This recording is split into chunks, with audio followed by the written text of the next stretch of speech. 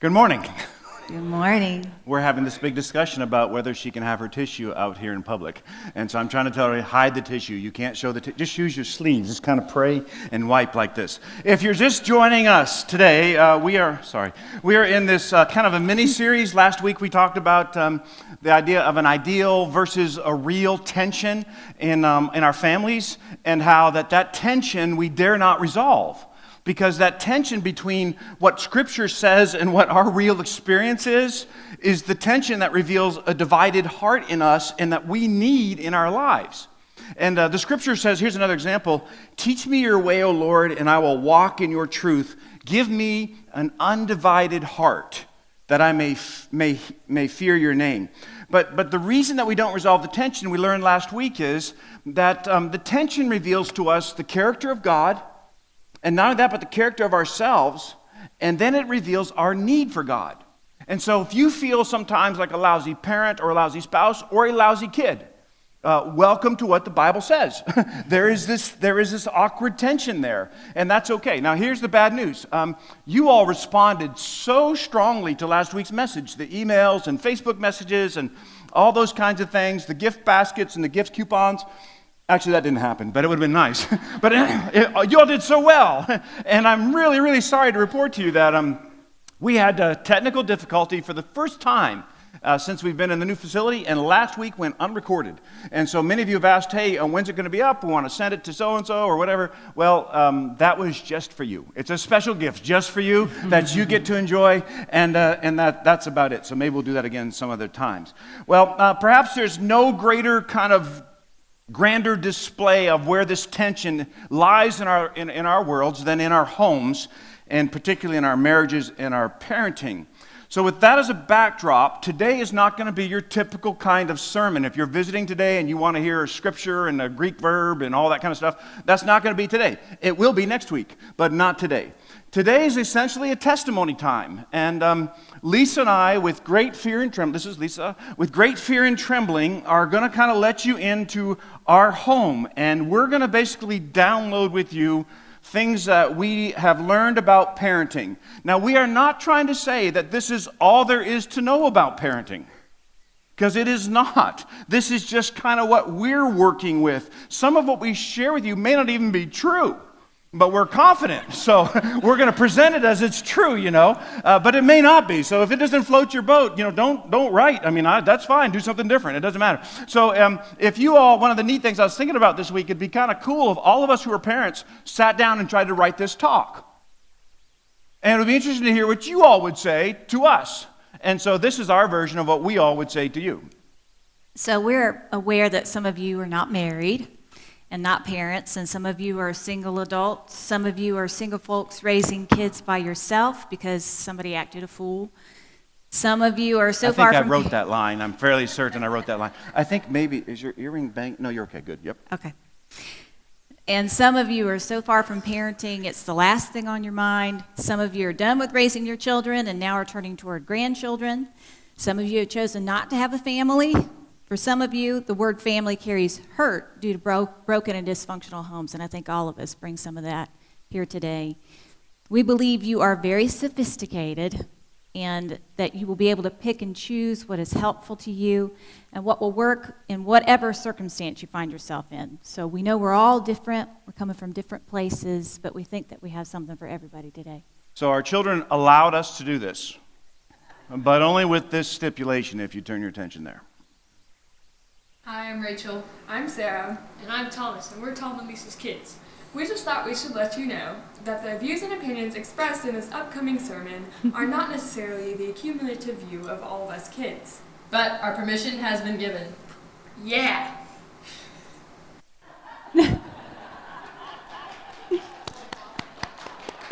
Wow, that was sympathy, children. That was sympathy claps for our children. Yeah. So if you're my child in this room, that was sympathy is what that was for you. So, all right, we'll tell them a little bit about that. Okay, we got married 27 years ago, and after 9 years of marriage, then the children started coming. Rachel is 17, going to be 18 this summer. Sarah will be 16 next month. Thomas will be 12 next month. And our children are being raised in a home where both parents work full-time, Tom here at Alive, and I, as senior pastor, and I work at Foothills Internal Medicine as a physician.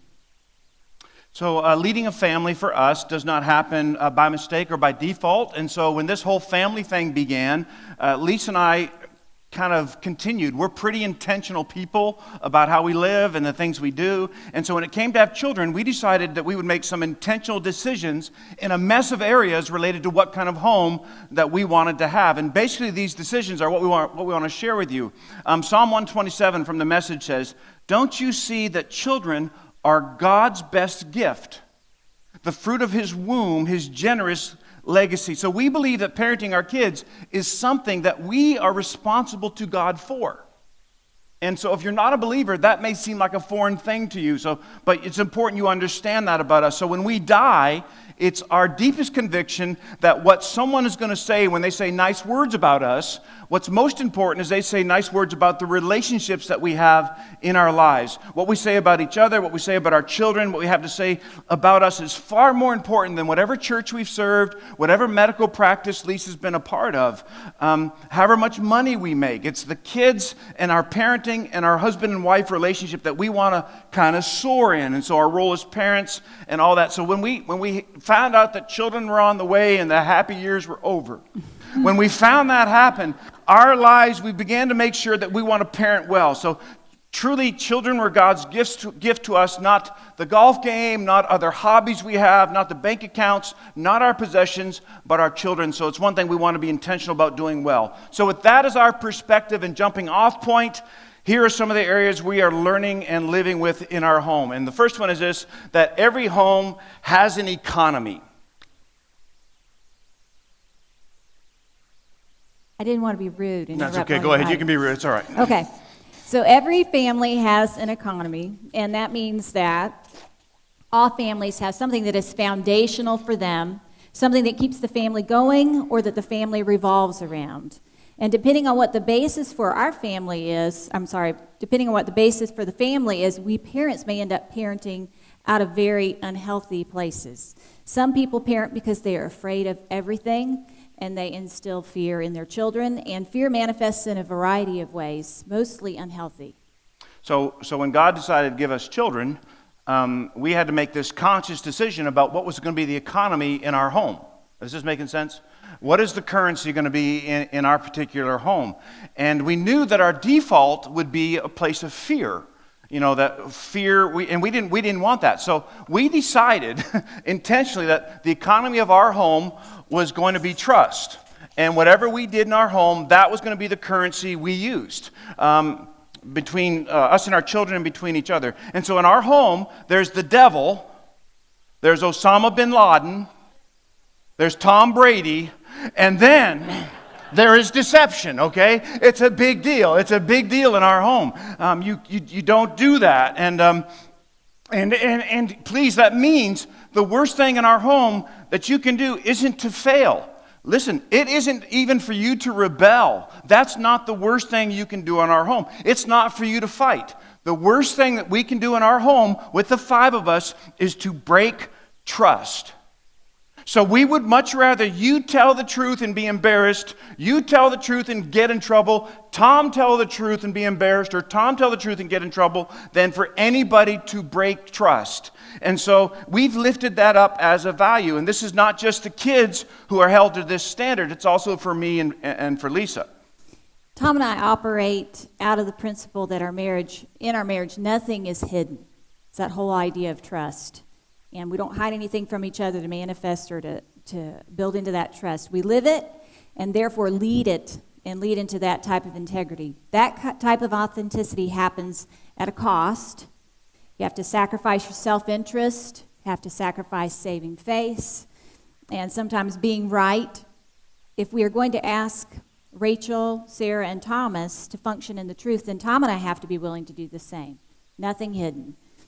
One of the ways we lift this up in our home is that we give trust. Trust is not something earned, it's something that you lose in our home. For an example, we don't have a curfew, and we have kids that are out now because they drive. But we do have communication. Treating our kids like they are not trustworthy can ultimately become a self-fulfilling prophecy. So we give trust. And we are not saying that you should not have a curfew. We are just saying that trust has not been broken to the point where we have to start implementing a curfew yet. And we're grateful for that. But it could happen at any time. It could happen at any time. Once trust is lost, there are consequences, and all of us have been there. We've been the ones who have had trust broken.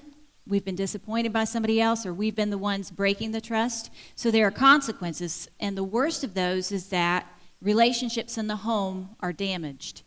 Now, when and if trust is broken, we have to create opportunities for their trustworthiness to be noticed, like honoring curfews.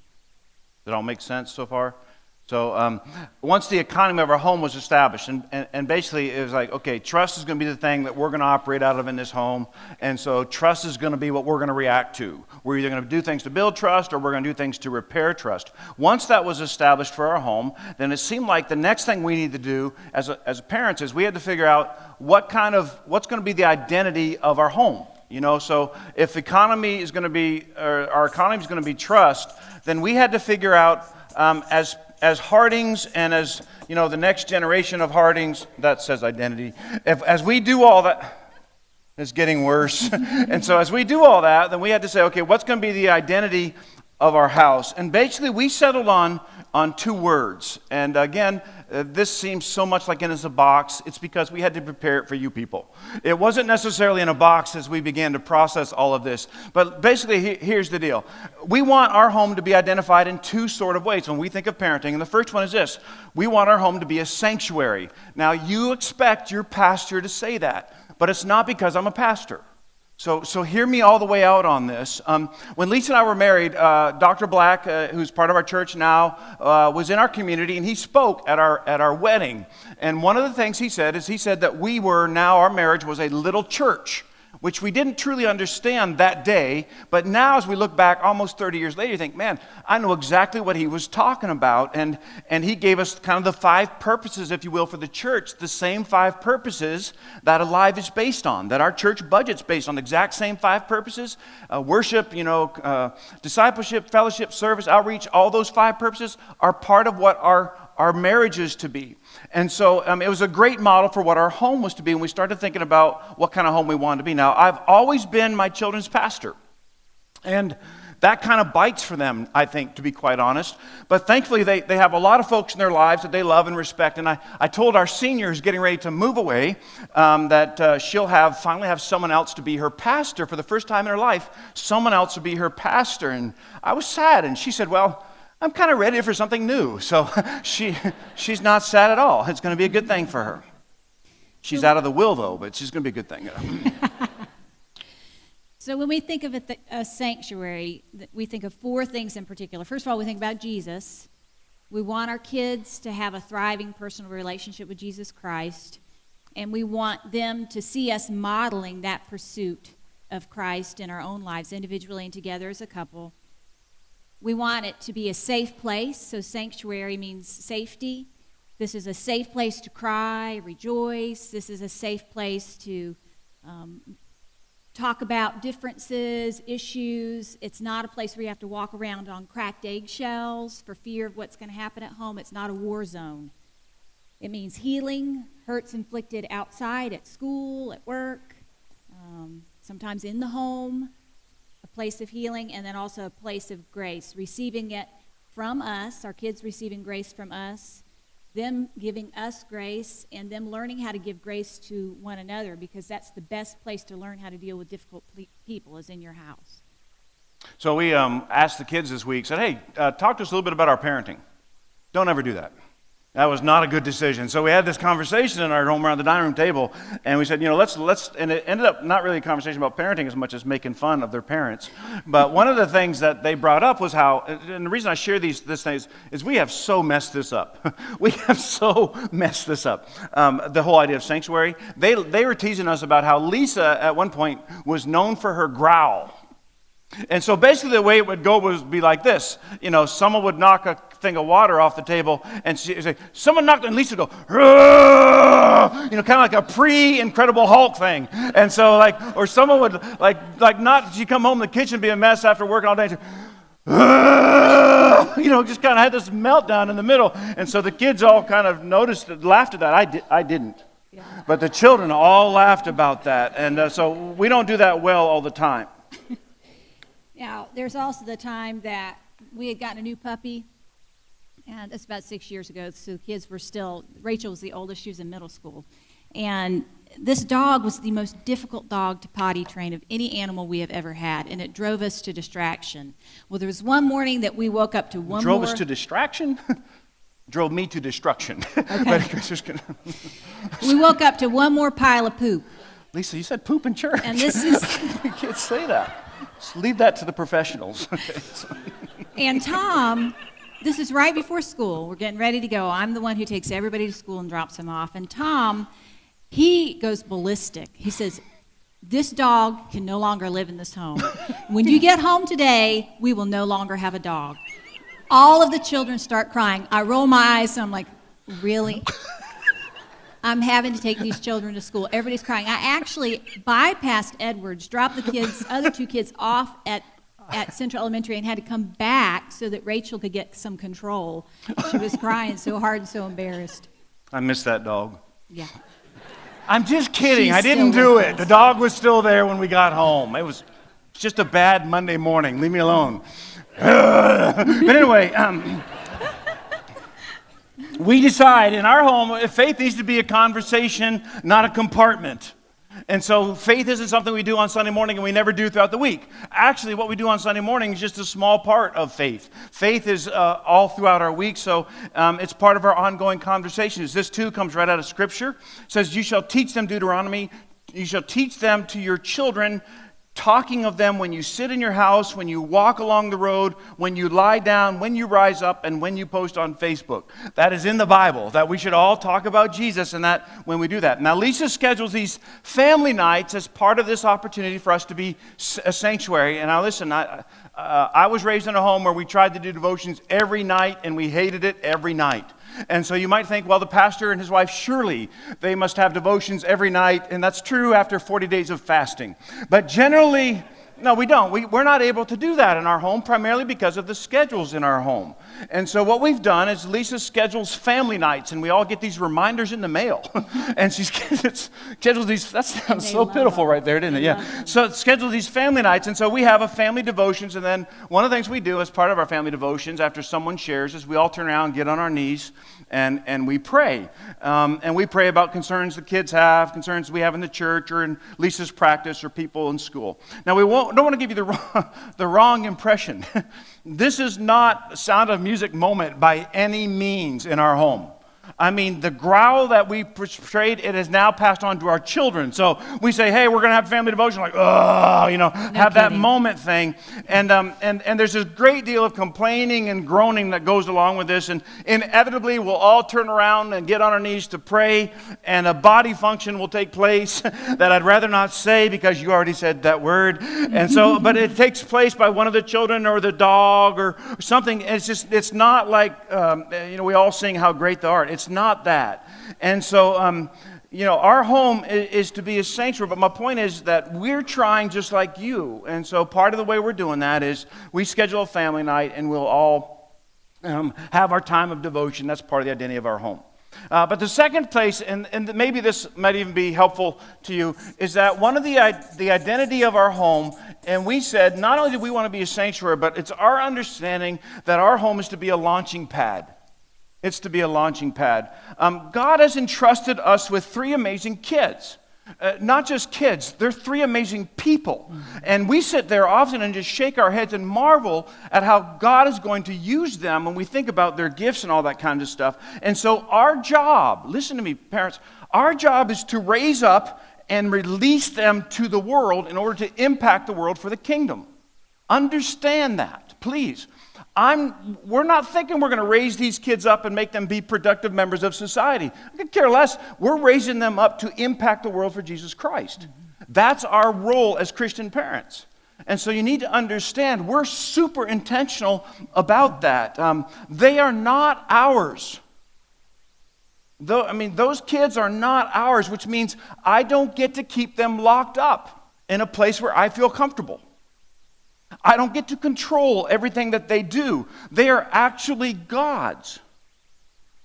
Those children are God's. And what he has asked us to do is to steward them, steward his gift to us for his purposes. Now, any attempt on our parts to use our kids for our own glory is really robbing God of his glory. It's robbing God of his glory. And so we are kind of intentional about that. And one way that we're intentional, or have been in the past, because I don't drive everybody to school anymore, as a way to remind them about their responsibility to the world around them has been through praying with them on the way to school. Something really simple. You're in the car together, you talk to each other, and that's an opportunity to pray together if you feel comfortable.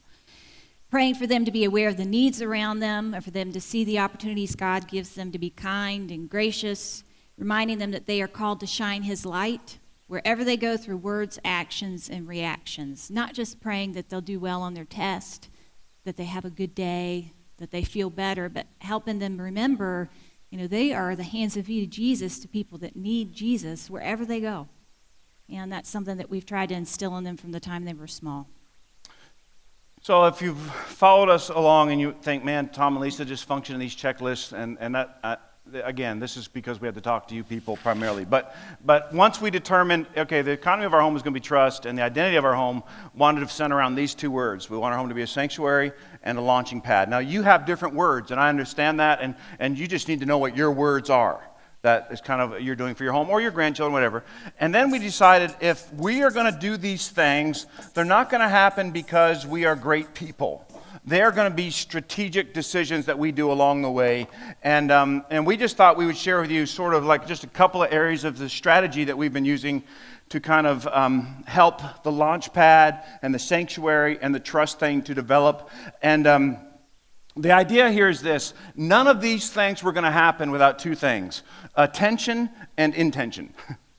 So there was no way that possible that trust was going to be the natural currency in our home, and that these two areas were going to be the identity if we were not intentional and give our attention to certain things. And so one of the first areas we took on was the area, and we continue to take on, is the area of a schedule.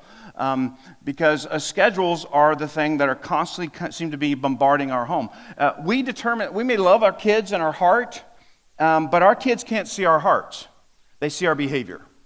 And so we have to make a decision for our children to be able to see, hey, Dad, Mom, they really do want this to be a sanctuary launch pad. And so that means that for us, work, golf, hobbies, friendships, all have to be held in balance for us with attention and intention to our family. You follow what I just said? Here's the other thing you're never going to hear your pastor say. We have to make sure that church was held in balance with all that was going on in our family. And all of our kids, they all volunteer at the church. They all have a different role in ministry they do in our church. That's very, very important. But the simple fact is we had to get intentional about our schedule. Now, one of the things we've done, and I think it may be one of the best things we've done in our home, at least by mistake, but 3 to 4 nights a week as the kids have gotten older. When we were younger, it was more. We have dinner together around a dining room table. And I know that's very difficult. Now, listen, if this has not make anybody feel bad, okay? We've all been there and done it. Here, go get something out of the microwave, whatever kind of thing.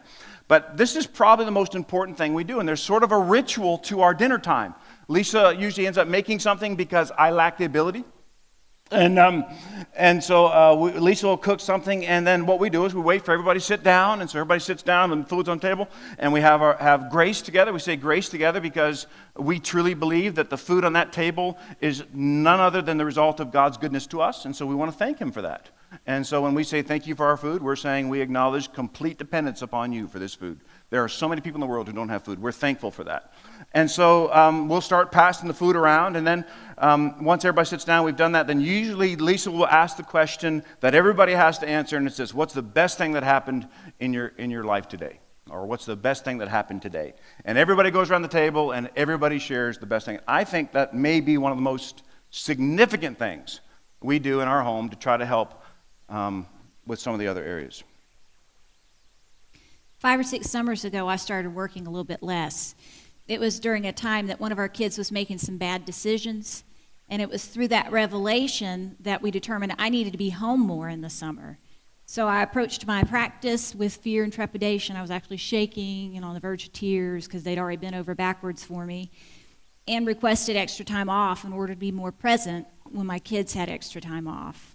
And that was a difficult decision for us financially as well as for me professionally. Granted, we can do it, and we're doing just fine. And I know others of you are not in the same situation. But that's another example of schedule. I try to guard our family through our time away at work. One of the other areas under strategy is the area of discipline. We just wanted to say a word about discipline. I was raised with geography lessons. Head to the north, feet to the south, and Dad warmed the equator. That happened to me all the time. Lisa was the last kid, so you can finish that for yourself. But there are basically four... I didn't need to be spanked You didn't need to be spanked as much. I'm sure that is true. So there are basically 4 stages of parenting that we've kind of adopted. If you go to folks in the family, you can see these. They have different names for them. They're not the names we're aware of, but they're basically these 4 stages. Ages 1 through 5 is sort of the discipline stage. They're not meant to be hard, fast categories, but just observations along the way. These are sort of the discipline stage. Then ages 6 to 12 are the training stage, and you're supposed to be saying this. That's okay. Yeah, keep going. Ages 12 through 18 are the coaching stage, and then ages 18 above, that's the friendship stage. Now, do you have those stages on did they show those stages up there at all? They did not. Well, let me share with them. I don't have time for all that. Let me share them again. Ages 1 through 5 is the discipline stage. Ages 6 through 12 is the training stage, and ages 12 through 18 is the coaching stage. 18 above, friendship stage. Now the reason I share that is there's overflow in all these areas. They're not hard and fast, but one of the things that we see where people mess this up the most, at least in our opinion, is this. When parents try to begin the discipline stage at ages 12 through 18. So they never disciplined their kid back when everyone else in the church wanted them to discipline their kid. But when they got to be teenagers and they start wreaking havoc all over the place, well, then they start trying to discipline. That doesn't work, and we see that messed up all the time. But the other area we see it messed up is for those parents who try to be friends with their kids too early. You are not your kid's friend. You are your kid's parent. Parent them. Friendship can come later, okay? But initially, we parent them. Now, for our home, there are 3 reasons we discipline our kids. We're just sharing this to say, this is what Tom and Lise do. You don't have to do this. You have to have your own reasons. But in our home, any disobedience, disrespect, or complaining, that was usually going to merit a spanking. And that's kind of what we have elected to do in our home. Because we found out that the person who did the counting thing, I'm going to count to 3, that person didn't have kids. And so for our home, we realized it doesn't really work. So what we did is the discipline thing is the way to go. And so we do disobedience, disrespect, and complaining. And like any parent, we have so messed this up on numerous occasions. And one example, this is one of my favorite stories. I came home from work. We were living in North Carolina. I'm not sure Thomas was born yet. If he was there, he was young. I don't think he was there. And I drove up to Rachel crying, cowering in the corner of the carport crying. And then I looked around the corner, and Sarah was in the little fenced-in, what was that place? Kennel? No. No, okay, that wasn't it.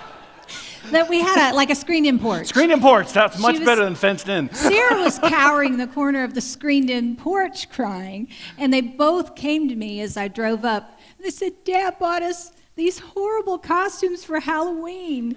And he went to Sam's and he purchased these, which he thought were really nice dragons. Nice, zip-up, high-quality, plush fluffy dragon. costume. Of course, they were identical. It was cheap. All the moms were like, oh, Dad's like, what? Identical costumes for little girls who were mainly interested in princesses were assigned these costumes to be dragons, and Tom let them have it. He's like, when I was your age, I had to make my costume out of paper, and it rained. You need to be grateful. You don't know how good you have it. And so this was a parenting mistake. Well, Rachel wore the dragon costume. Sarah became a princess, so now Rachel's the favorite. And so she's back in the will. Okay, one other thing under strategy was the decision in our home not to rescue our children, but to let them rise. We decided we weren't going to rescue our children when the stakes were low, so they'll know how when the stakes are higher. So many times I see parents just zooming in, a kid, something happened in elementary school, and a parent goes zooming in, raising up a storm and all that kind of stuff. But we believe a home's supposed to be a launch pad. And part of our responsibility is to gradually transfer this child's dependence away from us until it rests solely on God. Now, we're constantly pulling each other back on this. I remember one of our children had a poor teacher. And I know they're very rare, and if you're a teacher, thankful for you. But you also know there are some in the system that shouldn't be in the system. And this one, she belittled our children in class. And used like, shut up, and all these terrible, terrible words. And so, and if you're in our church, we're glad you're here, and I forgive you. But whenever I would go through the car line, and my son would get in the car, I would point at her.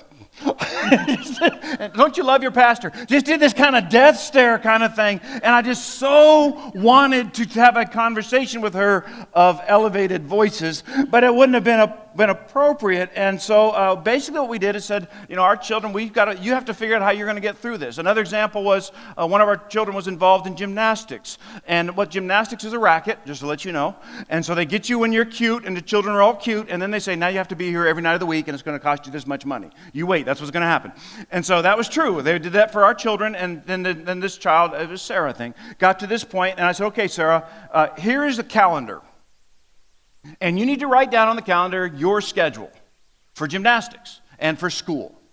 And then determine whether or not you want to do that. And to her credit, that's exactly what she did. Instead of me rescuing her, or us rescuing her in that, she decided to go ahead and to do that and to make a decision to do something different. Now listen, I want you to know, I think you know well enough that I want to help fix these situations. In fact, my personality is such that I want to fix these. In fact, I often now beg my children, please let me handle this situation. Please turn me loose, because I want to resolve this for you.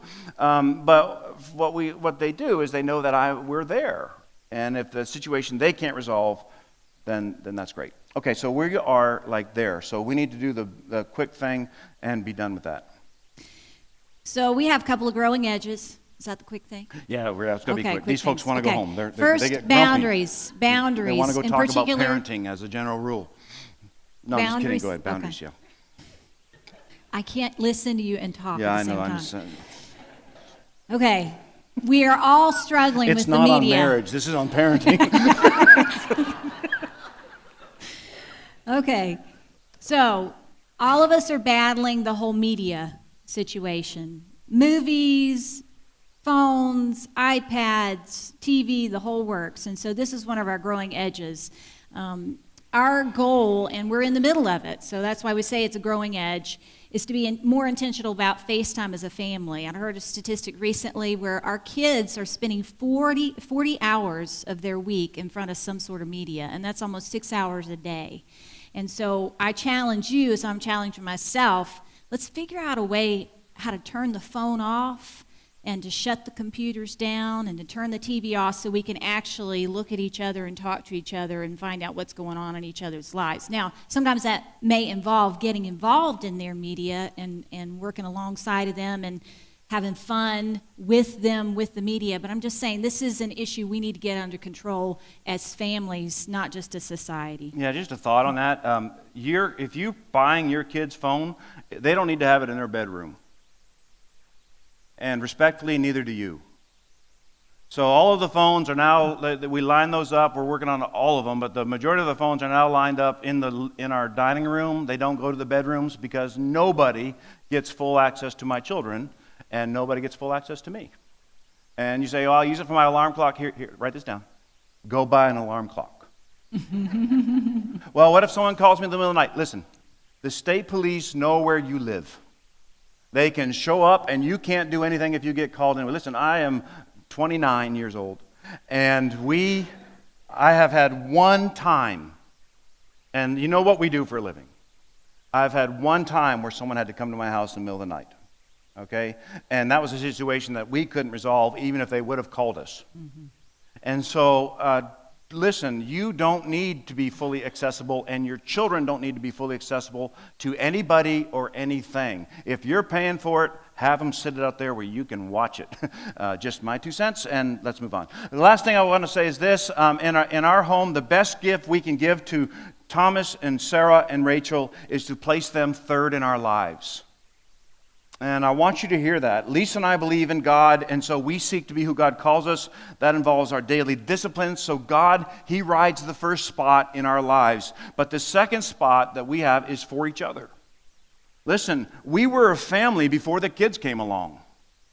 We already were the family. And so, when Lisa and I were married, we formed a family. And the best gift that we can give our children is a rock-solid marriage. And those kids will go to school and they'll hear about someone's marriage and situation, and they will come home at a certain one of those stages and they'll ask, hey, Mom and Dad, y'all ever going to go through whatever this kind of thing is? So for us, it's just important that one of those things that God takes, or that God's first, then each other, and then the kids. Now, lastly is we just want to do a little bit of encouraging as we can. Parenting, as you know, is not predictable. And the trick is that we parent in a way that so I didn't say up here that, Tom and Lisa, are going to be perfect parents. We didn't say that, or Tom and Lisa are going to kind of always be like the Brady Bunch, or, it's not fake. And our point for saying these things is, as life hits us, and it hits us just like it hits you, and as situations happen, and loss happens, and things go beyond our control, and things happen in our kids' lives that we would never choose to happen in our kids' lives. Okay? As all of that happens, we continue to parent through those things. And a good parenting model continues to be consistent through all of those things. And here's what we're hoping is that we can always begin again and try to do better the next time.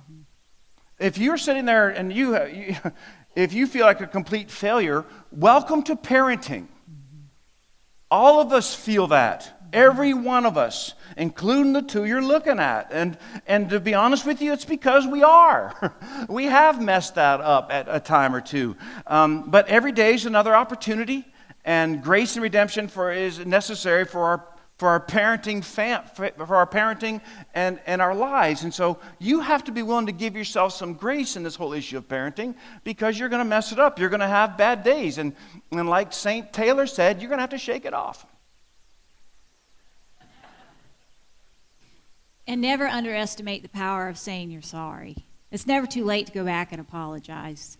And I think that those apologies go a long way for little things and big things. We were going over it all this morning, and one of the things we ended with was this. God has a plan for every family. Mm-hmm. And your family may not look like our family. And that doesn't make it better or worse. But God has a plan for every family. And the plan for your family won't look like ours. But what God desires is for it to be this honest center of our families. Mm-hmm. And I hope that if anything as a result of this conversation today, you will go home and have the conversations for your family. And just say, hey, where are we on this? If we were given that talk, what would we do? It was actually kind of therapeutic for us to be able to work through some of that stuff and say, what are the values in our home? So hopefully you'll consider doing that.